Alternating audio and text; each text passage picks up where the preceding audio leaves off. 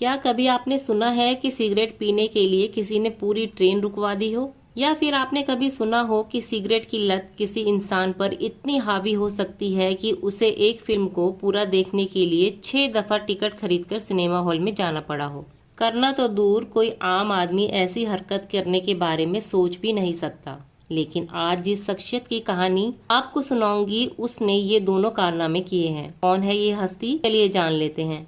बेगम अख्तर को चाहने वालों में अमीर गरीब का कोई फर्क नहीं था। हर दर्जे के लोग बेगम अख्तर और उनकी गायकी से बेपनाह मोहब्बत करते थे। दादरा और ठुमरी की एक्सपर्ट कहलाई जाने वाली बेगम अख्तर की जिंदगी की कहानी किसी फिल्म से कम नहीं।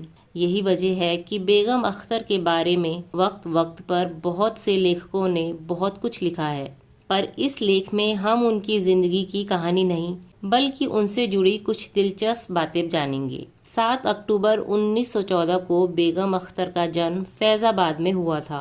इनकी मां मुश्तरी बेगम इन्हें प्यार से बिब्बी कहकर बुलाती थी। बिब्बी के पिता असगर हुसैन लखनऊ के एक नामदार वकील थे। मुश्तरी बेगम उनकी दूसरी पत्नी थी। कहा जाता है कि बिब्बी यानी बेगम अख्तर की मां मुश्तरी बेगम पहले एक कोठे पर गाने का काम किया करती थी। वहीं पर उनकी मुलाकात असगर हुसैन से हुई। पहले से शादीशुदा असगर हुसैन मुश्तरी बेगम को अपना दिल दे बैठे और उन्होंने मुश्तरी बेगम से शादी कर ली। शादी के 1 साल बाद ही मुश्तरी बेगम ने 2 जुड़वा बेटियों को जन्म दिया। एक थी बिब्बी, दूसरी थी जोहरा। दोनों बच्चियां जब महज 4 साल की थी तो किसी ने इन दोनों को जहरीली मिठाइयां खिला दी। बिब्बी तो किसी तरह बच गई, लेकिन उनकी बहन जोहरा न बच सकी। बेटी खोने के गम से मुश्तरी बेगम अभी ठीक से उभर भी नहीं पाई थी कि पति असगर हुसैन ने भी उन्हें और उनकी बेटी बिब्बी को छोड़ दिया। मुश्तरी बेगम के लिए जिंदगी बेहद मुश्किल हो गई। बेटी की परवरिश करने में उन्हें परेशानी होने लगी। दूसरी तरफ बेटी अख्तरी उर्फ बिब्बी का मन भी पढ़ाई में नहीं लगता था। बिब्बी की दिलचस्पी शेरो शायरी में ज्यादा थी। शुरू में तो मुश्तरी बेगम इसके सख्त खिलाफ थी, लेकिन बाद में वो भी मान गई और फिर शुरू हुआ संगीत की तालीम बिब्बी का सफर।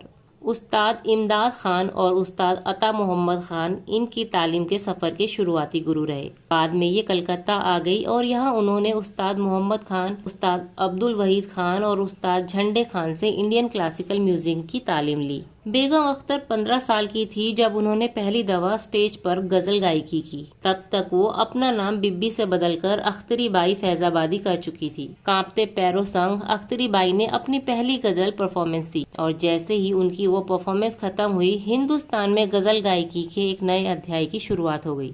ये कहीं से कहीं तक भी तय नहीं था कि अख्तरी बाई कोलकाता में हुए उस प्रोग्राम में गाएगी। देश के कई दिग्गज कलाकारों ने उस प्रोग्राम में शिरकत की थी। उस्ताद अमान अली खान साहब और उनके नौजवान शागिर्द उस्ताद बिस्मिल्ला खान भी उस प्रोग्राम में मौजूद थे। प्रोग्राम जब अपने दूसरे हिस्से में पहुंचा तो अचानक आयोजकों के बीच अफरा तफरी मच गई। एक बड़े कलाकार ने ऐन वक्त पर प्रोग्राम में आने से इनकार कर दिया था। आयोजकों को समझ नहीं आ रहा था कि उस कलाकार की जगह अब किससे गवाया जाए।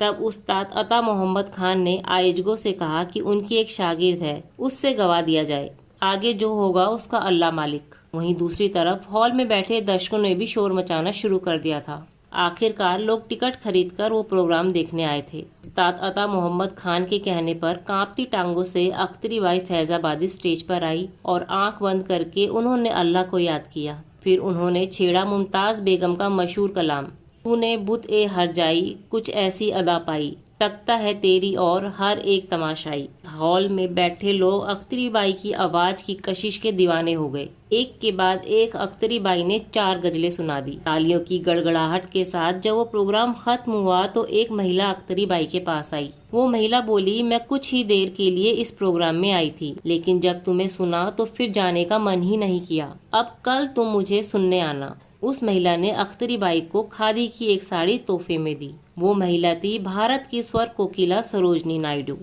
अख्तरी बाई फैजाबादी यानी बेगम अख्तर को तन्हाई से बड़ा डर लगता था। उन्हें तन्हाई का इतना खौफ था कि होटल के अपने कमरे में वो कभी भी अकेले नहीं ठहरती थी। तन्हाई की वजह से ही उन्होंने शराब और सिगरेट को अपना साथी बना लिया था। लोग कहते हैं कि वो चेन स्मोकर थी।